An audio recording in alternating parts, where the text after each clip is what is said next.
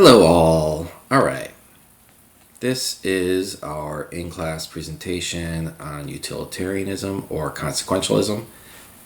You may be watching this because you missed class, and I will give you sort of the points I shared in class and then also indicate what the other things are that we did.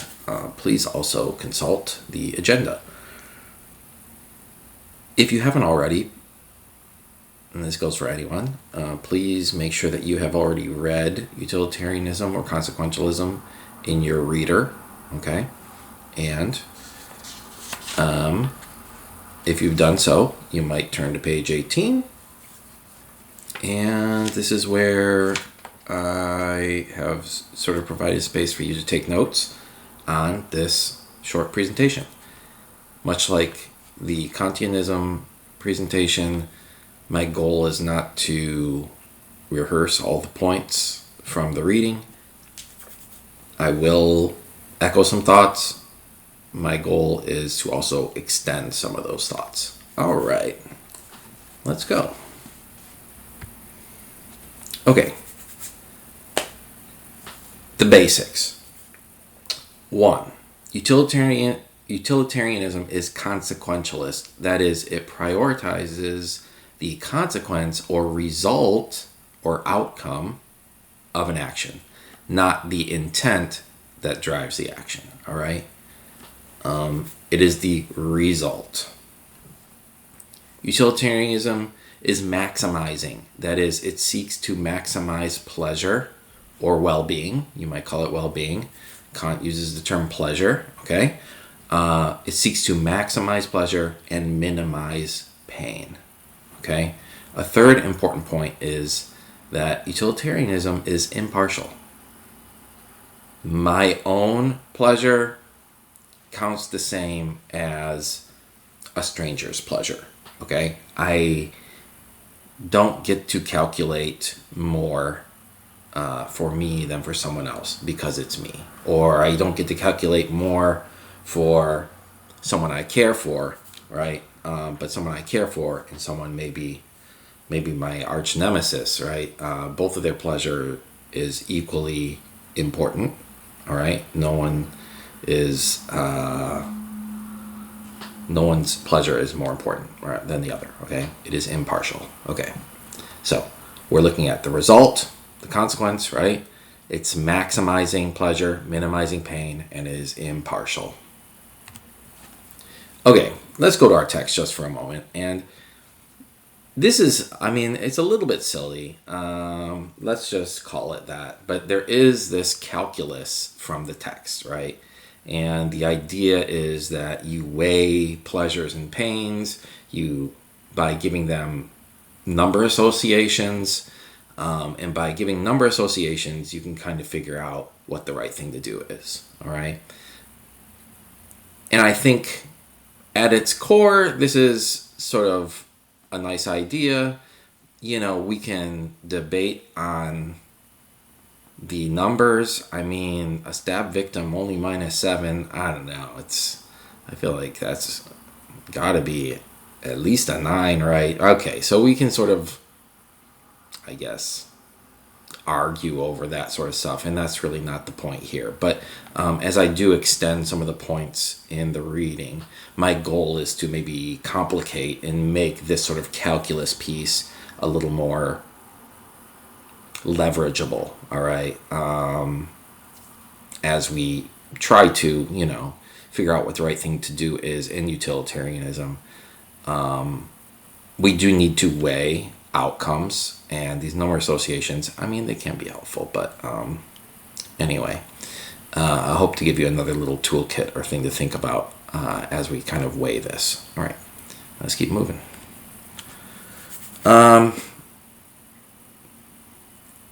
Bentham did not intend for you to use the calculus for every decision.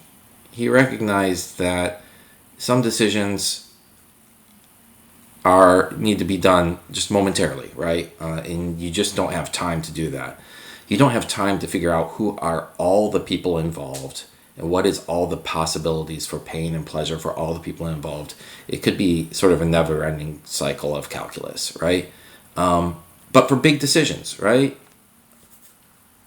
how to protect vulnerable people, whether to get an abortion or not, right? Whether, you should move out of state or out of country, right? Or whether you should take a job overseas, right? There's all sorts of things, like big decisions, right? And I do think that this sort of framework, which I'm going to suggest to you, called the hedonic calculus, can be helpful, all right? And again, not using it, being, legalistic with it, but recognizing that for some bigger decisions, this can be a helpful tool, all right? So according to this hedonic calculus, there are 7 features of pain and pleasure that we need to sort of explore as we sort of measure how much pain or how much pleasure it is providing. And one of them is intensity, the intensity of the pleasure. As I'm sort of recording this, I am watching a hockey game. This hockey game gives me pleasure. It gives me, about 2.5 or 3 hours of pleasure, okay?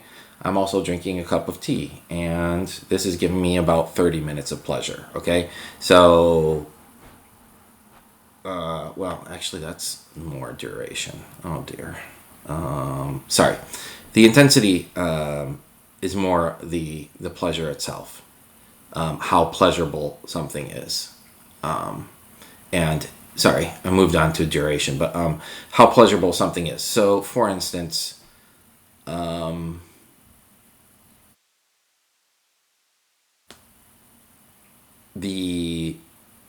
or how painful something is, right? So, a broken arm would be much more intense of a pain than if I just had like an a scratch on my elbow or something like that. Okay, sorry. So the intensity is the intensity of the pain or the pleasure. A broken arm, certainly more intense of a pain than, or like a stab victim, more intense of a pain than missing class. Okay. Duration then, sorry, which is our next one, is this idea of, how long are we enjoying this pleasure or suffering this pain? So again, this 2.5, 3 hour hockey game, which I rather enjoy watching, or if I ate some snacks, it took a couple of minutes, right? So what is the duration of this pain or pleasure? Certainty. Are we certain that we're going to get pleasure out of this? All right. I think this sort of quintessential example for this would be lottery, right? We hope to get pleasure from the lottery. How certain is the pleasure that we are going to get by engaging in this activity? All right. And it's not always certain, right? Okay. Nearness. In general, Bentham prioritized more immediate pleasure than pleasures that could come long way down the road. All right. I think there's probably some opportunity to push back on that. For instance, if I think about exercise, it might not be too pleasant in the moment, although some people maybe really enjoy exercising itself. A lot of people are less interested in doing the exercising as they are in the results that can come down the road, right?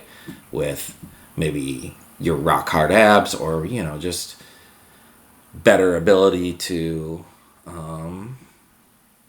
move around without pain, right? That's a thing. But generally, the nearness is prioritized generally. And I think, again, that's something we can push back on. But how near is that pleasure that's coming? All right, fecundity, that might be a new word for you. But basically, this is the idea of, will this pleasure spawn more pleasure, or will this pain spawn more pain? All right. So, for instance, maybe you join a SAS club because you're interested in astronomy and there's an astronomy club, and intellectually you just like what you're learning. Okay.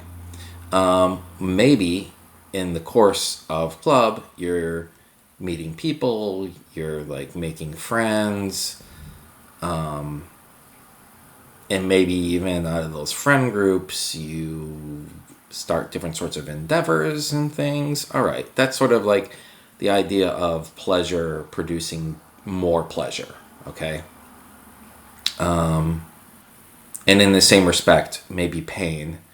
Maybe you did someone bad, a friend. Now you're no longer friends. That's bad enough. But now that former friend might be talking about how you did them dirty, and then you have issues with those people as well. All right. Real stories.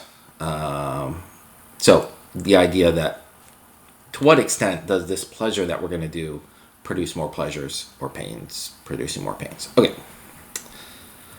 Purity.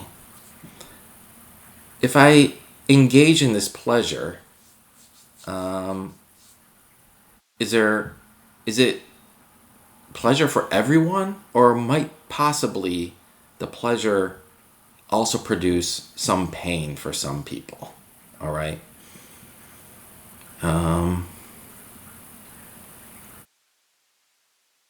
College admissions. I don't know. Maybe a certain college is taking two people from a school. Two people are selected. Certainly, there's a lot of pleasure for those selected. There's also associated pains for those that don't get in. All right. Anyway, you can think of what sort of examples might apply to this, but this idea of the purity of the pleasure, and purity obviously is prioritized over those that are less pure. And extent. What is the extent of this pleasure? Again, thinking about sort of purity and how other people are involved. But again, can other people join in this pleasure? Is it just for one person? Are millions of people able to enjoy in this pleasure? Okay. But what's the extent of this? And is it only serving one person? And maybe we still say that's okay, right? Because maybe the intensity is so great, or the fecundity is so great, or the purity is so great, right? But the idea is extent, the idea of maximizing pleasure, the extent, you want to maximize it for the greatest number of people. All right, extent. So these are 7 sort of metrics by which you might assess what the right thing to do is as you calculate what action is going to produce the greatest amount of pleasure. Okay. Do I have anything else? Oh. What would utilitarianism prescribe in this case? Right? It's consequence oriented. That's okay. You want to keep a good reputation. All right?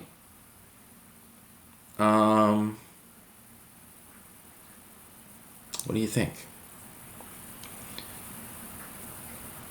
My hunch, I guess, initially, if I provide some commentary on this, is how long is this shopkeeper going to be in business? Like, you might be able to do this for a short time. Maybe other people that are charged different prices. Or maybe if they don't know that they're being charged different prices, it's not a big deal because they don't know. There's no pain involved. All right. Anyway, we'll keep moving. All right. Going back to our sort of agenda, there is a link. You might just take a look at this video. What's happening here? All right. You might recognize this individual. He's pretty popular on YouTube. I forget how many millions of subscribers he has, but he's got a pretty big following. He's no Mr. Beast, but he produces a lot of content. And is what he's doing morally permissible according to utilitarianism? Take a look. Let me know what you think. Finally, we have a case. This is a case that is being used in 2025, which is exciting. It's our first case that we're looking at that is a current case the high school students are debating for the Ethics Bowl.